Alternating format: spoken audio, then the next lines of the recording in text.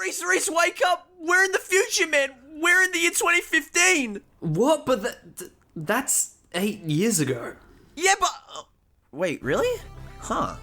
And we still don't have Jaws 19! Gotta be fucking kidding. Here's the first movie. Did you know I'm utterly insane? Peel that pig and slice him thick! The body count is always bigger. Hi, I'm Chucky. Wanna play? And the fucking trees walked in those movies. Hi, doggy. What a story, Mark. The greatest trick the devil ever pulled. It's just like your opinion, man. Life moves pretty fast. If you want your sequel to become a franchise. 37 dicks! In a row? I'm your number one fan. Hello everyone, welcome back to Marathon Me with your hosts Rhys And Kane. And we're back in the Back to the Future we're Back to the Future with the Back to the Future trilogy, now at part 2. And this one is the only one where we actually get to go to the future, the distant future of 2015. Oh, what a year it was.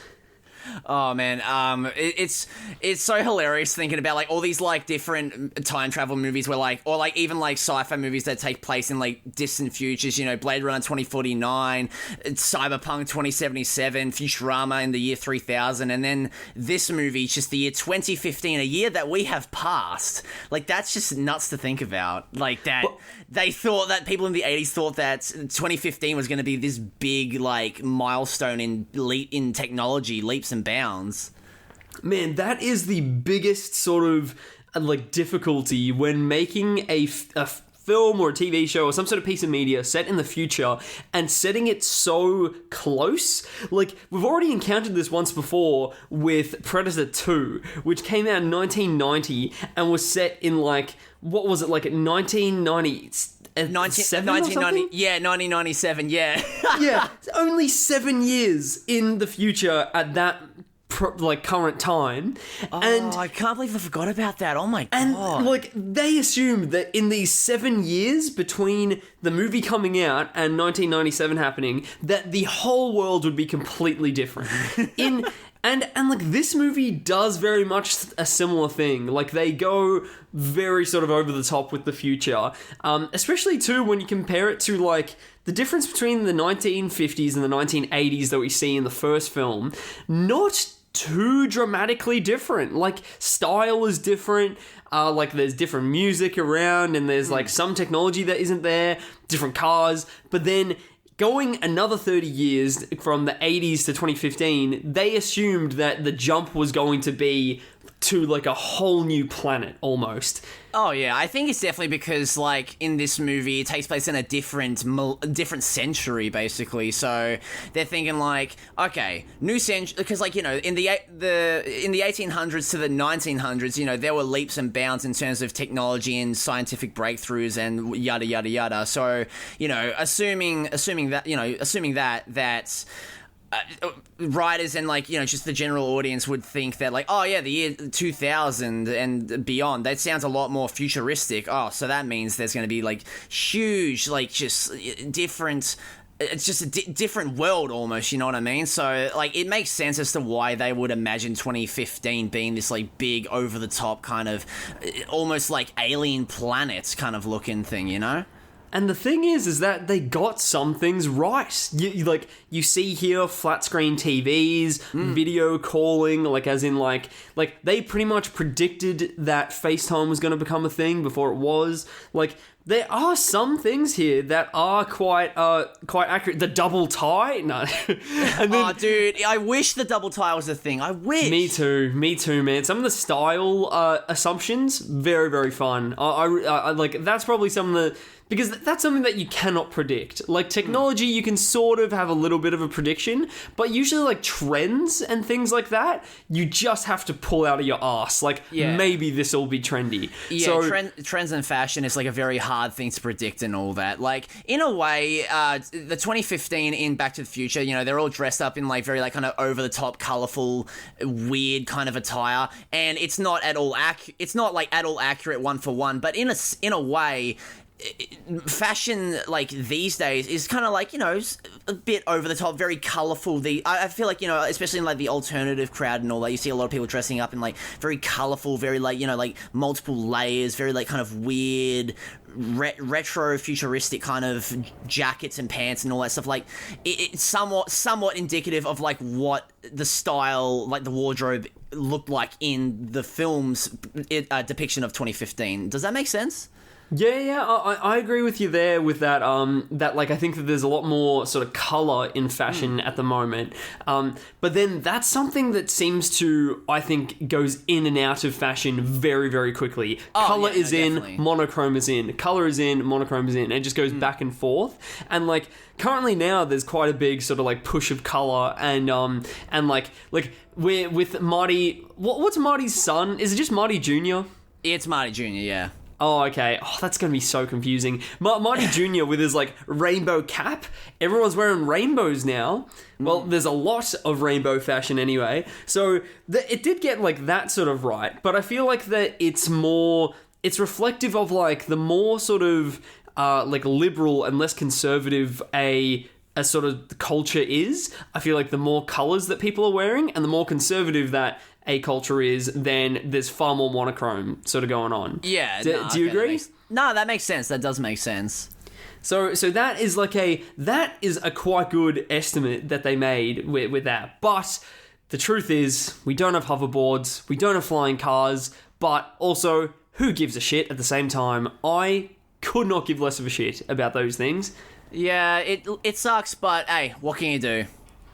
The thing that I am so just like implicit towards those two things is that their function of floating has very little practical use. And that's why I think that flying cars will probably not happen until, like, to a point where flying cars become a plane, then the invention is not there. Then you just have a plane or a helicopter or something. Flying cars, though, there's no purpose. And, like, hovering cars, like, you know those, like that you see in Futurama and shit like that? Yeah. No fucking way that they'll ever exist, because the amount of resources and technology that will require for only an aesthetic difference, how could that be worth it?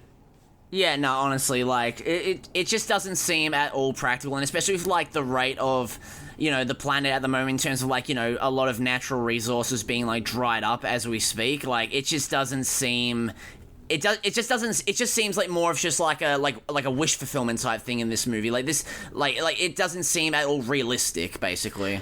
The cool thing is that all of the like technological developments and like predictions for the future that Back to the Future 2 shows is that it's all just fun. It's all fun stuff, and like you can really, really tell that they're not trying to be freaking Amadeus. Is that the person that like Amadeus the composer? Oh no, I'm thinking of the wrong name. You know that that like dude that has predicted a bunch of future things, and his name is Nicolas Cage in the movie Knowing. What are you talking that's about? it. Yeah, that's exactly. Okay, don't worry. It doesn't matter. Anyway, they're not trying to set a standard for the future here. They're just trying to have fun with it and see where it's just like a creative exercise more than anything, and it's really, really fun because of that. Yeah, and no, I agree.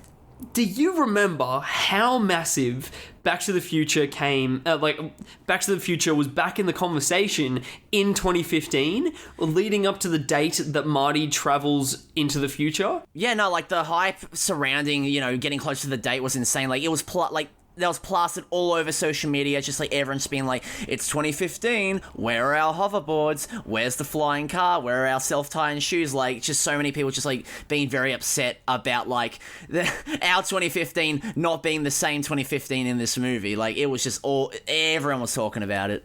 And as you sort of mentioned before, is that it sort of answered the unanswered questions for 30 years with this film, right? Is that every time that a viewer would have watched this movie leading up to 2015, they would have been asking themselves subconsciously just, I wonder if 2015 is going to be like that. And then we got the answer, no.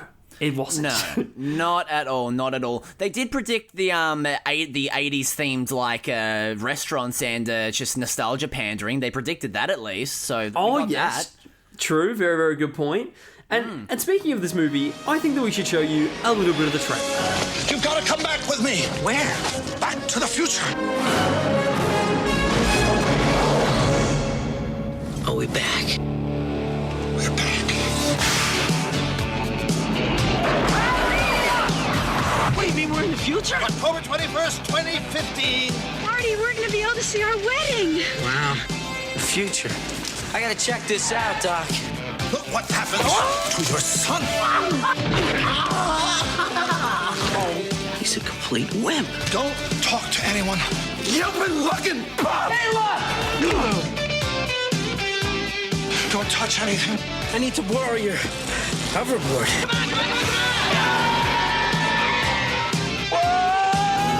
And try not to look at anything. I didn't invent the time machine to win at gambling. I can't lose. I invented the time machine to travel through time. Hey, Doc, I'm all for that. What's wrong with making a few bucks on the side?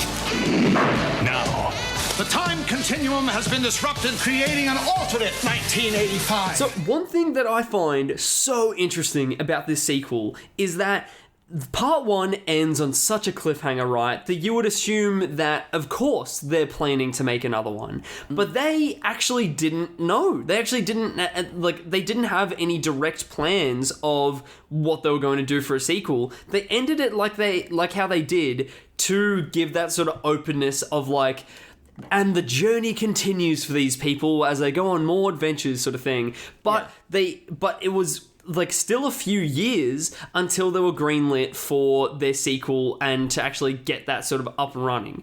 And what I find really funny about that is that there was an interview with like the screenwriter that he was saying that if they knew that they were going to have a sequel as they were making the first film, then one of the biggest things that they would have changed about the end of the first film is that they wouldn't have had Jennifer in the car. Because by showing that, they locked in there that Jennifer is with them, and they knew for a fact that they didn't want it to be Marty, Doc Brown, and Jennifer for the rest of the movie. Yeah, and they didn't want it to be too crowded, yeah. Yeah, and because the chemistry of these two, just like having Jennifer there, it wouldn't have helped, you know? Like it just... And then because of that, that's a direct result of doing that is why Jennifer so quickly gets knocked out and her fucking memory erased. Oh my lord! By Doc Brown, and then just put on a park bench somewhere. They pretty much are like, okay, we need to get rid of Jennifer as quick as we brought her in here. Yeah, it's definitely a kind of fault of this movie is that like they just did not know what to do with Jennifer, so they're just like, yeah, let's just use the Men in Black memory eraser on her and let's just put her to the wayside, and I don't want her being a third wheel now. Like it's very interesting. That tool that Doc Brown has could, in the wrong hands, be very, very bad. Oh, it is my lord. Basically it's basically a reusable roofie gun because it makes people unconscious and erases their memory. Oh, so, yeah, it can be a very dangerous tool. Well, anything could be dangerous in these movies. A bloody sports almanac is a very dangerous tool in this movie. Yeah. Probably not as dangerous as a reusable roofie gun, but dangerous. It makes me think: why does Doc Brown have one of those on him all the time? Why is he always bringing it around with him? Well, I mean, I guess they kind of had to up the ante from the first movie. You know, Doc Brown's going around with nuclear-grade plutonium, so they're like, all right, what can we give him in this movie that'll just implicate him into some like weird criminal activity? All right, let's just give him a date rape gun. All right, yeah. Sure. Oh, yeah. My God. Doc, what's that? What's that you got? This is the date raper. Oh, that just sounds like a bit. That just sounds like a Rick and Morty bit right there. It does. It definitely does. Morty, don't worry about it. Don't tell the authorities. Morty, I'm not letting you have that gun. Nope.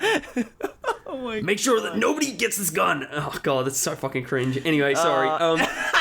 But also, it's hilarious to see that in true 80s movie franchise fashion, the first 5 minutes of this movie is the last 5 minutes of the first movie.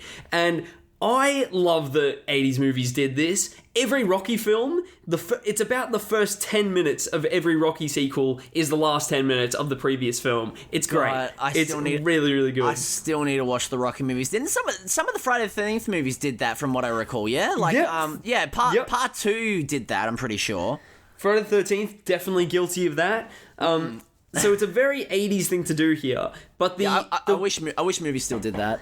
But it's a weird uncanniness because Jennifer looks a little bit different in the first 5 minutes of this movie. Yes, she does. I was thinking either maybe she just got a bit of reconstructive surgery, but no, it turns out they just recasted her. They just casted Elizabeth Shue instead.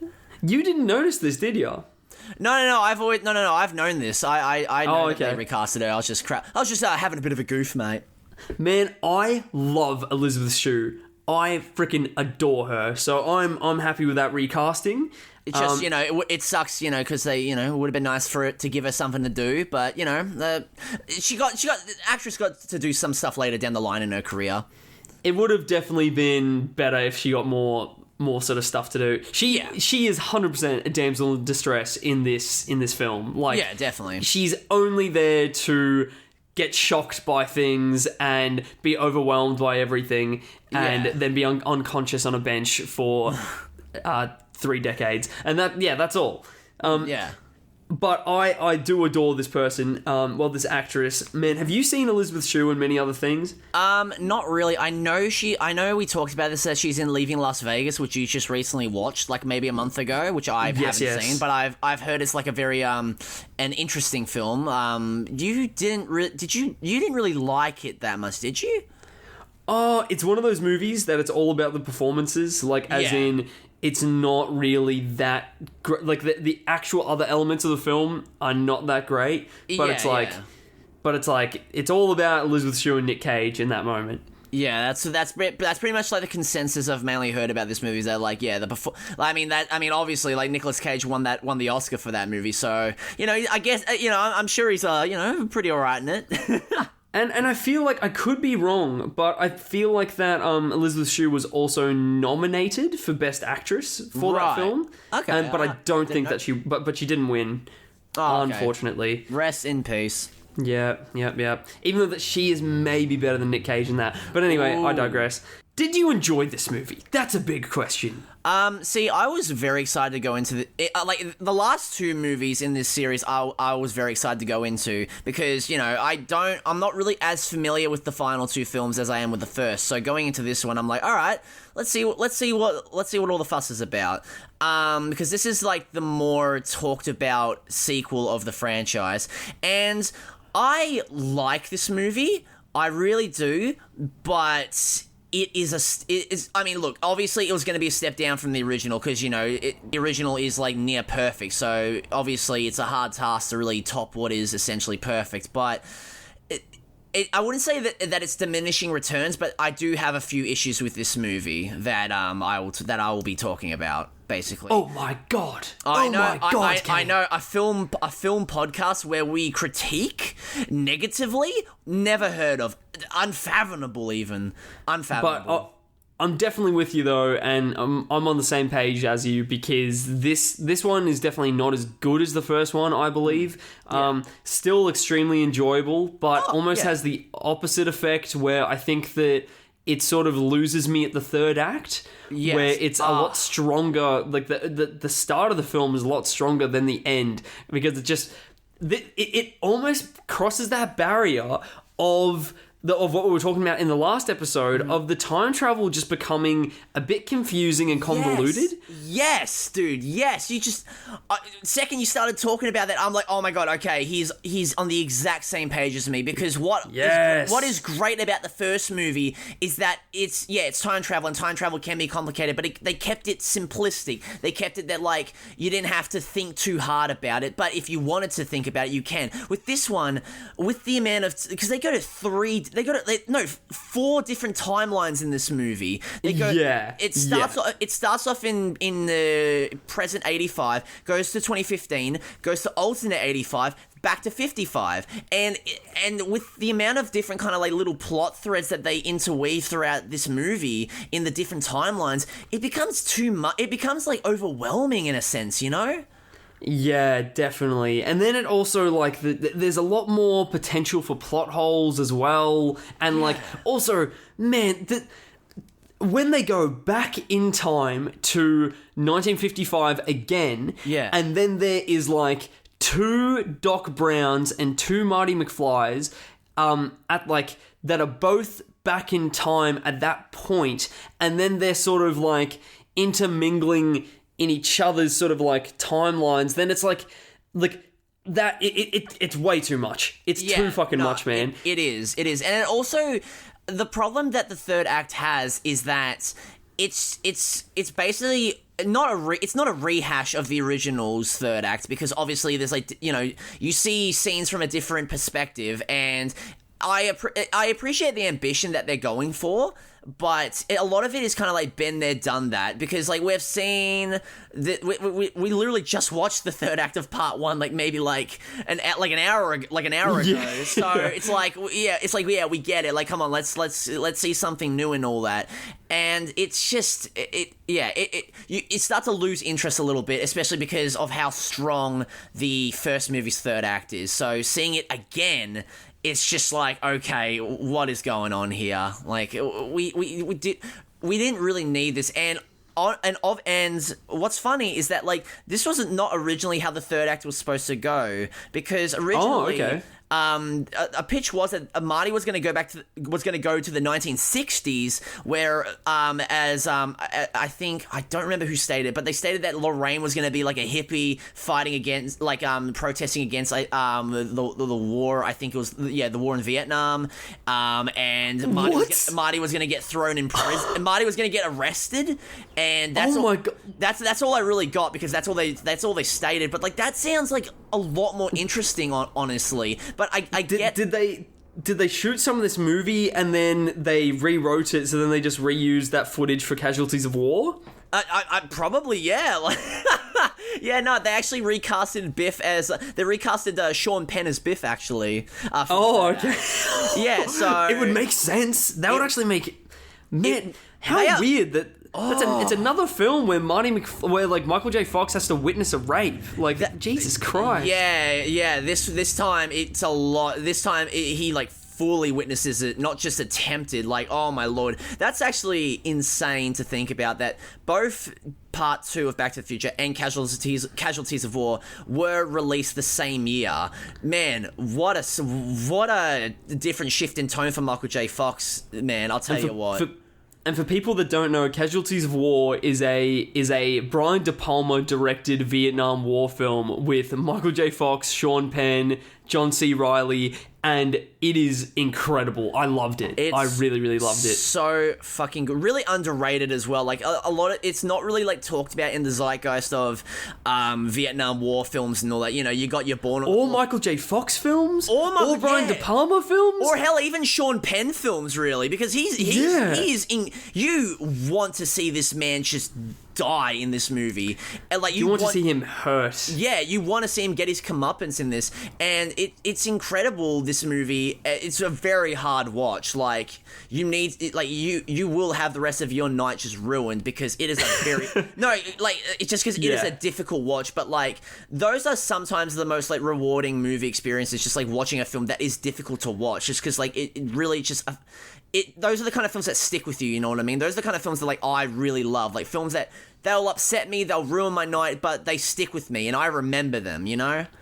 And it reinforces the humanity that you have inside of yourself, yes. I think. Yes. That you're like, man, that is so... I'm so opposed to witnessing a false version of that. So then, okay, I know that I definitely am not that. Yeah, no, definitely. So anyway, great film. But this film also, like, as in Back to the Future Part 2, also feels a little bit redundant in, like, the whole reason that it's happening in the first place. Like, I think that I mentioned this to you, Kane, when I was, when we first started watching this movie, because also, like, starting this film after finishing the last one immediately, you are hyped up. You are so ready to see what comes. And and right away with the whole, like, Doc Brown getting Marty and Jennifer in the car to go to the future to, like, to save your kids. There's something that's happening with your kids. With that whole dilemma, you don't have to go into the future to fix a future problem, because if you let time take you there, you could fix it when you get there. It's the least pressing thing ever. That is, It's like there is really no point going into the future to change that, because you will end up there anyway through normal means and be able to solve it through normal means instead of time travel. Yeah, not true though. It's like, maybe just Doc is just thrilled. It's just like thrilled. Like he gets off on the thrill of like traveling into different timelines and like trying to meddle with them like directly rather than just letting like time take its course. Like he's just like, he's too impatient, basically. He's too impatient, basically. But how ridiculous too, because like it's an integral part of Doc Brown's character that he is, like, as much as he loves this time travel stuff, he is very, very hesitant and like very cautious about the whole thing. Yeah, like as in like he was so about everything in the first film. He's like telling Marty all these rules and things not to do, to stay on the side of caution. And the biggest sort of side of like thing that you could do in the side of caution is to avoid going into the future altogether if it's not necessary. Yeah, it's very, it's very like out of character a little bit, because like, and then also it's just like pretty much I think you mentioned before, is that like all the issues of part 2 could have been avoided if Doc just did not meddle with future Marty and his son and all that. You know what I mean? 100%. And then like all these other issues arise because of that, and it's like, this is exactly what Doc Brown was talking about in the entire first movie, and they could have all been avoided if it wasn't for Doc Brown's decision at the start of the second one. Yeah, I know. It's a little bit redundant, this film. Like, it's like the issue, the problems are not falling on our protagonists, they are creating them, and because of that, it's a little bit harder to get behind it, I think. Yeah, no, I agree. And then also, like, one thing that is... So, as a little bit of context as well, I got recommended by my cousin to do this trilogy for the podcast. They were like, you've got to marathon Back to the Future movies. And they were saying it's because there's so many cool sort of, like, alignments and references to the other movies and stuff like that. Mm-hmm. And it is like both, like all three of these films structurally follow like the same things sort of happen. Mm-hmm. Like even down to the point that like here, when we're first introduced to the future and then Marty goes to like the sort of 80s style diner thing, and then it's a direct sort of mirror of the diner scene in the first film. And like, that's quite cool. Like, you know, the same thing happening 30 years apart, though, in like... Actually, no, fucking 60 years apart. And sort of exploring that, even though that, you know, all these things have changed and developed throughout time, one thing that is still the same is how people react and are and stuff like that. Yeah. So that's quite interesting. But then as a result of it, marathoning it, you do see the same scenes multiple times. No, it does become a bit like it loses its impact in subsequent kind of rehashing of certain scenes, like for example, like, you know, the bar scene, you know. Yeah, like this is the iconic hoverboard scene. That is the same sort of chase, like a very similar chase to the skateboard chase scene in the first movie, but it's just this time it hovers.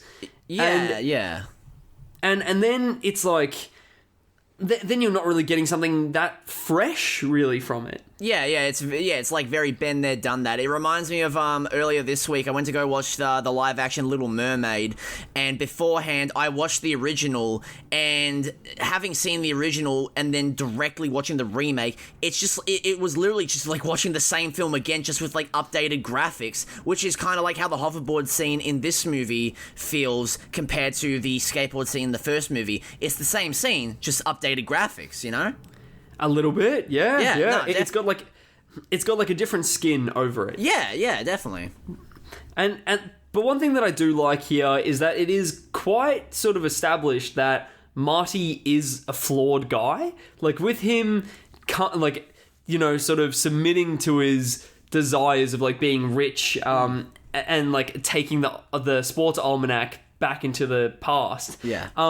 It does, like, it even ties in with, like, it's almost a little bit of awareness of, like, his superficial nature in the first movie and how he is quite, like, success is money and getting money and like, being rich and being in a rich family, and, like, shows his sort of flaws of valuing money too much, and then how that can bite you in the ass. Yeah, so I do like that he's a flawed character. Like, there's somewhere to go with that. Yeah, speaking of flaws and all that, like, not just with, like, the whole, you know, kind of letting, for lack of a better word, greed get to his head. He's also, you know, got some insecurities and all that in this movie that, like, kind of letting his pride get the better of him, like, in several times in the movie being called chicken, coward, and all that. And letting his, like, his pride and ego kind of, like, taken over. It's admittedly, like, frustrating because it's just, like, while we're watching it, we're just like, bro, just let it go. Come on, get your shit done. Yeah. But obviously, he's a kid, and, like, you know, like, kids are not gonna take shit lying down. They're gonna, like, you know, let their emotions take over. And, you know, if you're getting called a coward, you're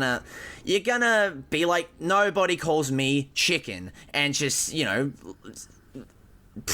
like, really just like just let shit fly off the handle. Like, it's interesting, and keeps up with the whole, you know, Marty being like the very relatable character that he was in the first movie. So that's appreciated.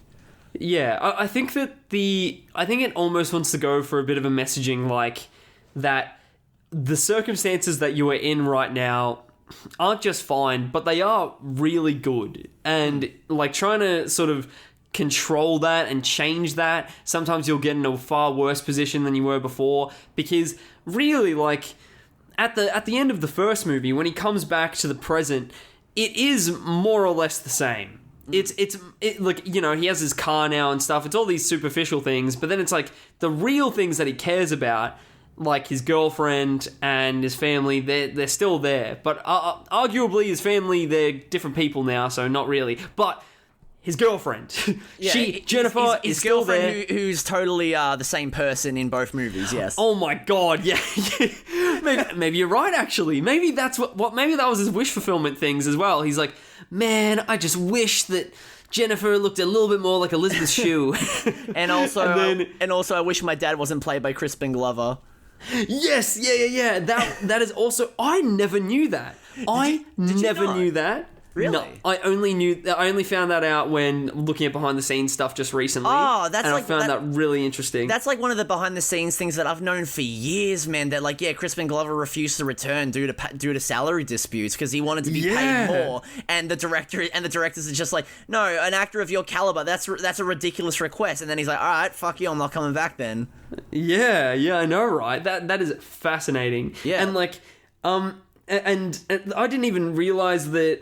Because of that, in the scene where, like, the family are coming together for, like, family dinner in the future, that George McFly, he's upside down the entire time. Yeah. Like, he's in that weird sort of upside down, like, posture stabilizer or something. Yeah. Because they figured that if they present him upside down the whole time, you're less likely going to notice that it's not Crispin Glover. Yeah, that's also why they kill him. That's also why, like, they kill him off in alternate 1985, because Crispin Glover wouldn't come back. So it's just like, it's just easy. It's just to kill him off. Like, there we go, problem solved. Yeah, that is hilarious that I never noticed that. Yeah, what a dickhead too. Like, Crispin Glover would definitely be kicking himself after that, I think. Oh my lord, yeah, nah, like, bro, like, just don't. It's just it's a typical like actor problem in Hollywood. You know, they're in a big movie, they let the ego get to their heads and it's like, I want more money, and then like you're not, and then they're like, no, fuck you, we're not having you back in the film if you're going to be like this. So, you know, and he's just like Marty, let greed get to his head. Yeah, exactly. Once a McFly, always a McFly. There's when looking at a lot of these behind the scenes things, there's a lot of interviews with a lot of the cast, and they're still so happy to talk about the movie and their experiences, all that sort of stuff. But I did not see one interview with Crispin Glover. Yeah, it definitely seems like Crispin Glover kind of like severed his ties with this whole franchise, so it would seem. Because I didn't. Yeah, which way? Like, watching behind. Do you think that it was him? Do you think that it was him that severed the ties, or do you think that it was like the production that severed the ties with him? I don't know. I reckon maybe it'd probably be maybe a bit of both, because I feel like there's maybe a bit of bad blood on both ends, but I feel like maybe it was production that would sever ties from him because he was being the greedy one and all that, and they're just like, no, we're not having you back in. And then maybe, you know, they started shit-talking each other, and then just like whole whirlwind of stuff started happening, and that's probably why, like... Because like they don't really talk about Crispin that much in some of the behind the scenes stuff that I had watched last night and all that. They do talk about him, but not as like in depth as I feel like they talk about some of the other cast and crew members. You know what I mean? Yeah, I feel like that they are more salty at him than vice versa. Yeah. Because he would be mostly regretful, because the thing about like being in Back to the Future 2 or like continuing, like, you know, with a good relationship with this franchise, is that he would have also gotten Back to the Future 3, and then also like would have been like, he would have had endless work for the rest of his life just being connected to the entire franchise. Definitely. Like, as in like all this behind the scenes stuff that I feel like that we watched a lot of the same actual things, but a lot of these behind the scenes Back to the Future stuff that you see all over the place, there'll be interviews from the release, early 90s, early 2000s, 2015, all this publicity for it. There's an endless amount of stuff. Also, so many documentaries even. Like, I don't know if you've seen my letterbox, but I watched a few documentaries that were all just based around Back to the Future. And it is a lot of talking heads of people involved with the film. That he just went away. He just was like, no. Not enough for me. What else was he even in post Back to the Future? Like, I know he was in a Charlie's Angels movie, but that's really it. That is a good point. I don't really know. He looks a bit freaky now. He did not age very well, I don't think. Oh, well, after we finish recording, I'm gonna have to take a gander at this, I reckon. But it seems like that Crispin Glover, he was, other than of course our beloved Friday the 13th Part 4, was also in Beowulf, epic movie, Alice in Wonderland, like as in the 2010 Alice in Wonderland. Yeah, okay, I remember him in that movie. Holy shit. Sorry, I'm really passionate about 2010's Alice in Wonderland. I love that movie. I don't. As well as, you're right, Charlie's Angels, and then also two films that I've never heard of called River's Edge and Willard. I think I'm familiar with Willard, because I know there's a movie that he plays where he's like some serial killer that controls rats or something. Yeah, that's Willard. Okay, yeah. I haven't seen it, but I remember like reading about the concept and all, and I was like, oh, that sounds interesting. I wouldn't mind watching that. And well, I haven't watched it, but maybe I will. You know, I've been watching. Man, I am curious. That sounds very interesting. I've been watching some Michael J. Fox films, so why not do a deep dive on Crispin Glover next? Yeah. So let's talk about this scene where it's all these different generations of the McFly family all at once together. Yeah. A fantastic scene, probably one of the most fun scenes in the movie. Mm-hmm. I would probably argue the best scene. And it's very cool their use of makeup and like anti-aging or aging prosthetics far before The Irishman went full CGI, because it's all practical effects. Yeah. And it's like, you know, it's a little bit campy, but fairly effective. Like, I think it's fairly well done for an 80s film, and is just fun. It's so effective that I didn't even recognize that Marty's daughter was played by Michael J. Fox. Yes, that's how effective it was. Watching this movie when Marty's daughter pops up and there's like this big sort of reveal shot because it's Michael J. Fox playing her, I'm like, damn, she's pretty hot, Kane. And Kane was like, I guess. Why do I sound a little like? bit. Why do I sound like that? What the fuck is that? I'm sorry, it's my universal impression of you. You always do these like such off-putting impressions of me. I mean, to be fair, is that what you hear when you hear me? Is that what the audience hears? Oh God, audience, is that what you hear? Is that what you hear? But I found that so funny at the time. Oh, no. It's... Especially too that like Kane has like a keen eye for things like this. I know. I hate myself didn't for notice. I hate myself for not noticing that. Oh my God. So freaking funny, man. And also, like, this is one of my favorite showcases of all the different sort of futuristic elements in the house, because like that's where a lot of the tech that we use day to day exists inside our house. So it is the only real scene that explores the everyday home. So that's like their time to sort of showcase all these things. And yeah, so it's a lot. It's the most fun scene in the film, gotta say. That's where you get the double tie thing going on. That's where you were introduced to to Marty's boss, Needles. Oh yeah, what a name for a boss, a CEO type guy. Also, like I noticed that I noticed it, but then I had it fully confirmed in part 3 that he was played by Flea from the Red Hot Chili Peppers, and I'm just okay, and I'm just like what the fuck? That's just because like every couple of movies I'll be watching, I'll just see Flea just randomly in films, and I'm just like, what the fuck? What? I'll always ask the same question. What the fuck's he doing in this? What's going on? I remember watching Baby Driver, seeing him in that movie. I'm like, what the fuck's he doing there? Just he's literally like a flea, just wherever he's just going wherever he feels like, just popping up randomly. As a little bit of life advice, never trust a man named Needles. No. I feel like it's a good sort of rule of thumb to continue on. Yeah, no, that's if there's anything that you can take away from this episode, apart from not letting greed and your pride get the better of you, is don't trust guys named Needles. Just don't trust needles in general unless they're handled by a professional. One cool tidbit that I found in one of these documentaries that I feel that you're probably all over this, but yeah, one of the hardest things for them to do with this scene with all like the different generations of the McFlys in the one house was that they had to use some sort of complicated technology to get a lot of shots with like multiple Michael J. Foxes in the same place, you know? Yeah. And not to make it like awkward and sort of like have it be a stable shot, because a lot of them are moving shots. So they had to do some sort of thing where they like made sure that the camera moved in the exact same, in the exact right way. And also and one of the biggest things that they had to make sure they had covered was that the actual set is that all the props had to be in the exact same positioning when they would shoot all these different things. So what they did was that they super glued all the props to the set, and then of course on the one day that they do that they need all the props to be in the right place, they have an earthquake. Yes, I remember seeing that last night. I'm like, oh, that is such a good tidbit to bring up, but you beat me to it, so hats off to you, my man. That is hilarious, right? But it's so just ironic, honestly.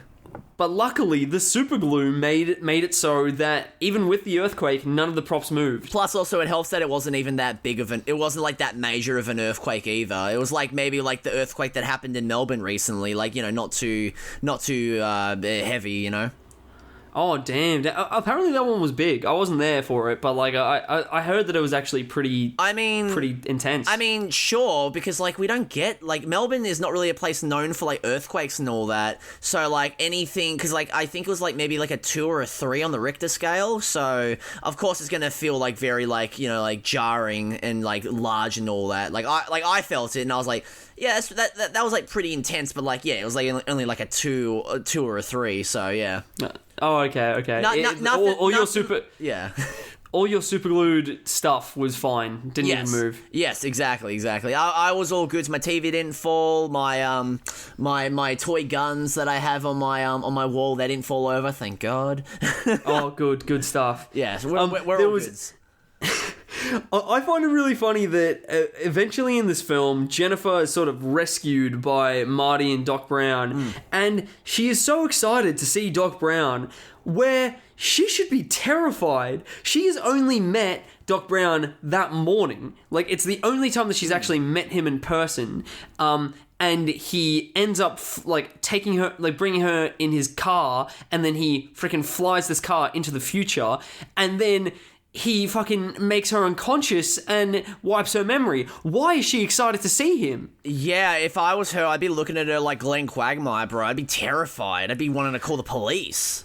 This random old man that is best friends with your boyfriend and has almost sort of kidnapped you and made you unconscious, probably I would want to run away from this man. My day would only be made worse. I'd be taking my chances in 2015. I'd be running off and like just dealing with whatever comes there. I'm not getting back in the car with this creepy old man. Fuck that. Yeah, exactly. I will say, you know how you're talking about the whole like, you know, Marty, the McFly family dinner scene in like 2015 being like your favorite kind of like part of the film, yeah? Yeah? I'd probably say for me, my favorite part of the film, which we have not talked about yet, is alternate 1985. Yes. That's my next thing that I want to talk about. I think like a lot of the crew called it like Biff Biff Hell or something like that. Okay. Or like Tannen Hell or something. I think that was the part, that was like what I was the most excited to go into this movie, was the fact that like, you know, a lot of people said like this is the darkest of the Back to the Future movies. There's a lot of dark stuff in this film. And alternate 85, oh my lord, it's pretty fucking grim, honestly. Like, it is, dude. Even shit like you know, a lot of like Marty and his mum and Lorraine's dynamic with Biff, and like how like, you know, George McFly's dead, Lorraine and Biff eventually got together. That's very upsetting. But even just like seeing just like the set design and like how like just like dilapidated and like almost like apocalyptic this alternate 85 looks, incredible. Like especially when Marty is heading over to Biff's large hotel, and you see like in the background you got these like giant like turbines that are just like spitting out smoke and flames, very like Blade Runner almost. Like, it's incredible. It's weird that they also just like assume that Biff just turns into Donald Trump. Yes. Like, he's got his own tower, for fuck's sake. That is like I think the takeaway that like pretty much everyone has after coming out this movie is like, oh, he's Donald Trump, and which is now more relevant than ever. Like in 85, they probably, you know, not a lot of Trump jokes would have been made because, you know, Trump was kind of, you know, he was an underground artist back then. Yeah, exactly. Not in the dialogue like he would have been in 2015. Yes, definitely. It's very interesting to see, and like watching this in 2023 and seeing like so many like Biff and Trump parallels. Like, it's fucking hilarious. It would have been awesome if they made Biff president as well. Oh my fucking god, dude. But it's almost like in the 80s they were like, no, that's too ridiculous. Well, I mean, actually, that's too silly. I mean, like, the most silly president that they had at that point was Ronald Reagan, the actor, being president. No way. Yeah. No way. Yeah, that's sick. Yeah, and then, yeah, Donald Trump, the host of The Celebrity Apprentice, being president. No, unheard of. Couldn't be. Especially the story of Marty's mum in this alternate present is just so tragic. Like, how she's like remarried the same year as George died and is just like stuck in this abusive relationship with Biff. Yeah, it is fucking terrible, man. Yeah.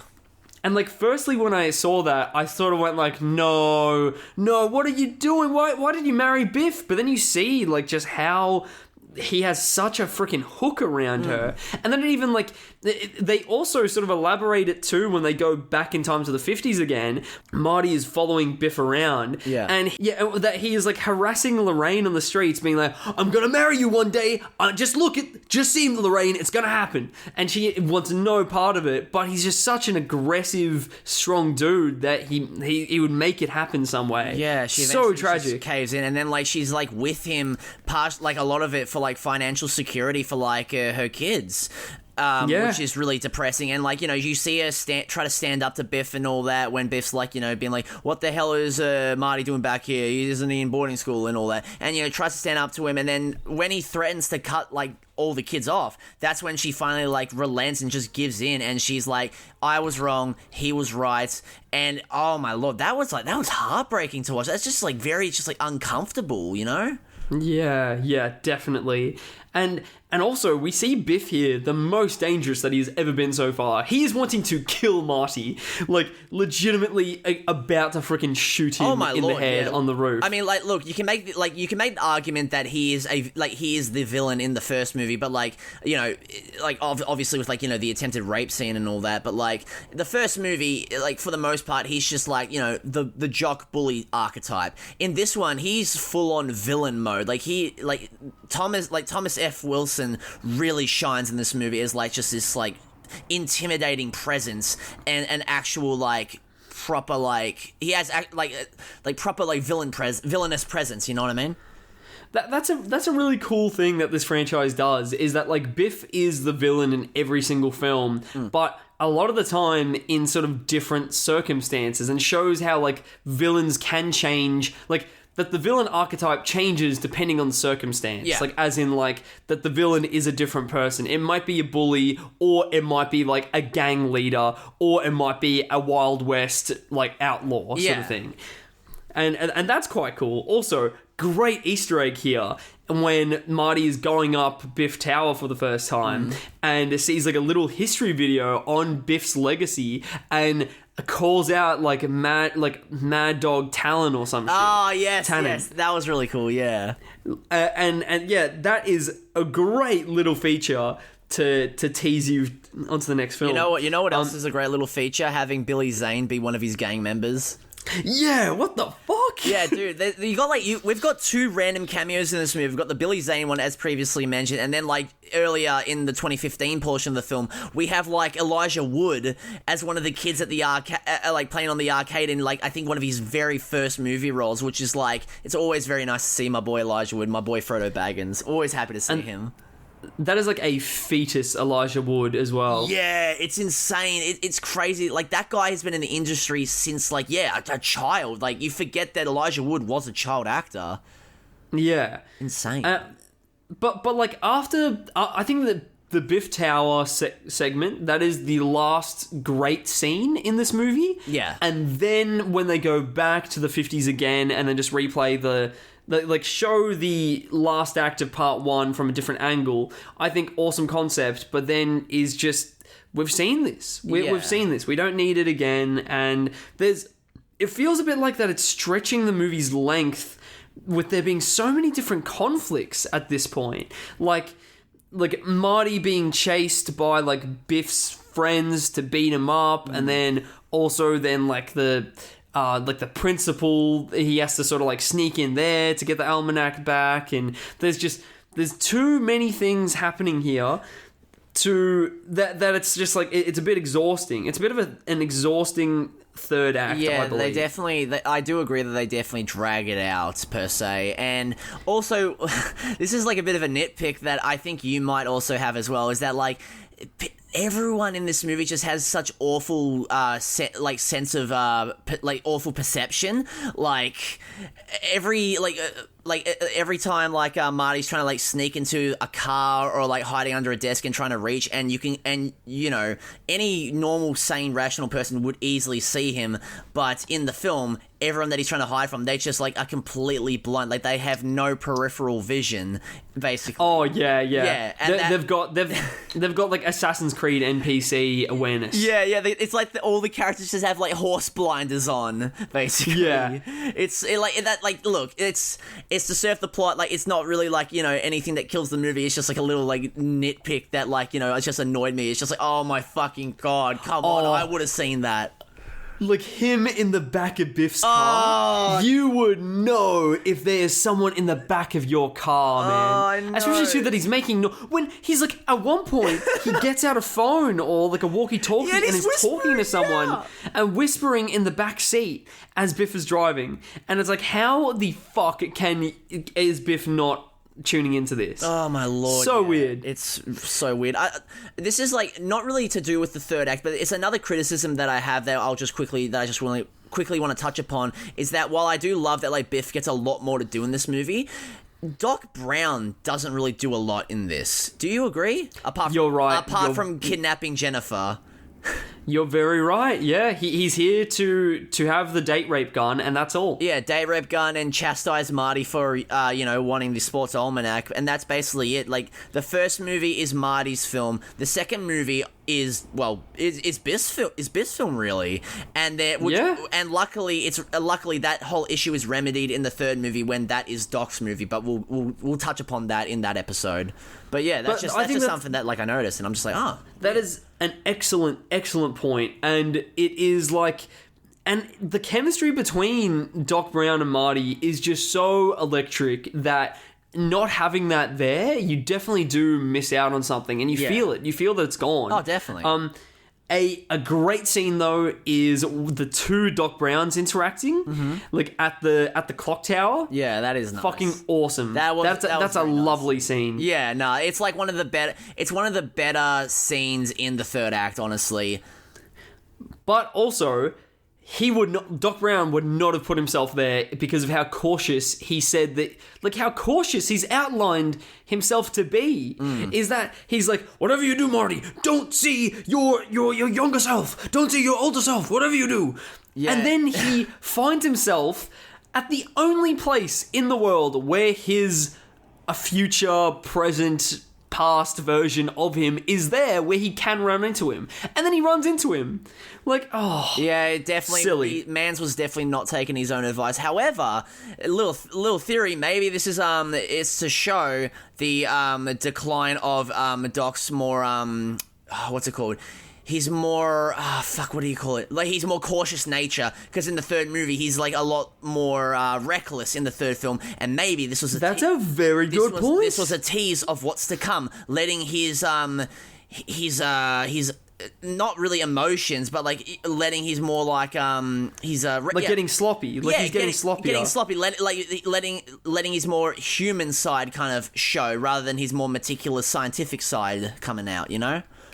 Kane, you've got a great brain on you. Got a good brain on you, man, because that is a very, very good point. It also would make a lot of sense too, this whole like decline, because these films, like Part 2 and 3, like I'm sure you know this, they were filmed back to back, because they came out simultaneously, back to the future, which is why they did that is because Part 2 was going to have the Wild West stuff in this movie, but due to, budget and also, the film would have been 3 hours long, they were like, fuck no, we can't include that, but we want to have some Wild West stuff, so why don't we just save all the Wild West for Part 3? So that's why Part 3 is like pretty much an entire Western and its own film, is because it is a direct result of Part 2 having way too much going on and then being like, hey, alright, let's trim the fat, but we'll include some of the fat into its own film, which thank God they did, because Part 2 already has way too much going on. Yeah, definitely a good call. Yeah, but they could have stripped a few things from this one from Part 2 to make it a little bit less convoluted. Definitely. Man, we had a great big laugh though when the exposition scenes, or like the expositionary visuals with like the newspapers at the end, when like they've changed the past and they have like the future newspapers in their hands, and like the newspaper that says like George McFly dead, it's like George McFly honored. Honored for what? Yeah, it doesn't specify. It's just like it's like Times Person of the Year. This is their own version. It's just Person of the Day. George McFly, you're the Person of the Day. It's like, what the fuck are you on about? Yeah, exactly. Happy Saturday. Today we're celebrating George McFly for something. Why can't we do that? And then similarly, he does the exact same thing with Doc Brown, with like Doc Brown being locked up turns to Doc Brown commended for what? Like, and what are the fucking odds that on like that day, on that exact issue of the newspaper, that's still on the front page was centered around George McFly or Doc Brown? I just love that. Like, yeah, they're like, 'cause I love the phrase. It's like Doc Brown condemned and then commended, and it's the newspaper just giving. It's like the newspaper equivalent of giving a shout out. It's like, and they're just like, "Hey, yo, shout out Doc Brown for being a real one." Maybe that's why he was commended. He was just a real G, you know. They're like, "Hey, yo, shout out Doc Brown." Yo, shout out for the Doc. For Doc E.B. Emma Brown. Oh my lord, yeah! Shout out Rick Sanchez. Let's go! Fuck yeah! Oh my lord, so funny, man. What a campy moment. You want to talk about campy moments? What about the end of the movie where they just play a trailer for part 3? Oh. Man, I love that. But before we get to that, I just want to say a little bit about this ending with like the cliffhanger and like the note, like the letter that came to Marty, like in the middle of the night when it's raining. I, as a kid, never understood that. That was too complicated for me, and I had no idea what the fuck was going on. I thought, like, with him reading it from Doc Brown in 1885, like. And it's addressed from 1885. Yeah. I'm there thinking, is Doc Brown that old that he was alive then? But how did he know he was going to meet Marty? I never got that. Yeah. But this time, knowing what the fuck is going on and being able to figure it out, I love that moment. I think it is such a great, emotionally tense moment. Definitely. It's got so much weight to it, especially the joy that that Marty shows when he's screamed out that the Doc is alive and the music starts swelling. It's chill-inducing. Oh my lord, I love it. Like it's so fucking good. And then boom, trailer for the next movie. Which also makes sense. Like the trailer also like makes sense because, you know, like they had already filmed footage for part 3, so they're just like, hey, fuck it, why not just include a bunch of footage and make it a trailer? And being an audience member in '89 and going through that whirlwind of emotions and then seeing that.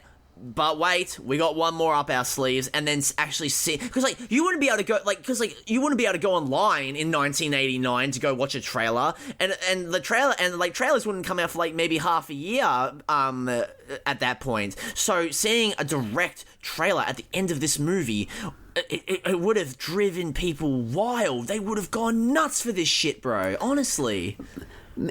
Us watching it in your bedroom, I was getting hyped up. Yeah, no, same here, man. Like, it was amazing. It's funny. Like, I remember, like, I'm trying to remember. Lost for words. No. Spider-Man: No Way Home. This is completely not off topic. It sounds off topic, but just hear me out. Spider-Man: No Way Home. At the end of that movie, one of the end credit scenes in that film was just a trailer for Doctor Strange Multiverse of Madness, and I just, like, while thinking about part 2, I remembered that whole stuff in No Way Home, and I think it just goes to show, like, with like how overly mass-produced like movies and like marketing is nowadays, that it does not have the same impact as like having a trailer at the end of your film as it does back in like 1989. You know what I mean? It's because of the context that surrounds it, right? Yeah. Like the reason why having the Doctor Strange trailer at the end of No Way Home is that, like, it's No Way Home, right? Yeah, it's No Way Home. Yeah. The thing that is so like offensive about that is that the whole sort of culture surrounding Marvel movies is just to get as much money out of you as possible, and like there's a never-ending timeline of like, we're just gonna get you back in these seats in the next 3 months anyway, sort of thing. Like there's like with no end in sight. Yeah. And it feels offensive because it's like, oh, okay, so I paid money for this experience, but really, it wants me to go see the next one. Yeah, like it's where like with this, it's not a part of a 30 plus installment franchise. It's like the last puzzle piece to this trilogy. And also it is completely unexpected because No Way Home, that's also what makes it so offensive, is that you fucking know that the next Doctor Strange movie is coming out. Yeah. And like it's like with all like most likely people are already sold on it, and then you're just putting this trailer in front of us for no reason. This trailer at the end of Back to the Future Part 2 is a reveal. It is something fresh and interesting and exciting where I think the trailer at the end of No Way Home is just, and we want to see you next week, sort of thing. It feels very. Yeah. I feel like a good word to describe that the No Way Home stuff is very corporate. Very corporate. Meanwhile, with like Back to the Future, like it's a lot more like a lot more passion. And like this is a vision. This is a story that the director and writers want to tell and want to finish and conclude and have the audiences along for the ride. Meanwhile, with Disney and the MCU and all that, they're like, hey, we know you're going to be back. And we know you're going to give us your money, so here is your next thing that you must pay for to know the grander scale of the story that we are not going to stop anytime soon. Like it feels very corporate. Totally. But I believe that without further ado, we should move on to Back to the Future Part 3. See you next week, guys.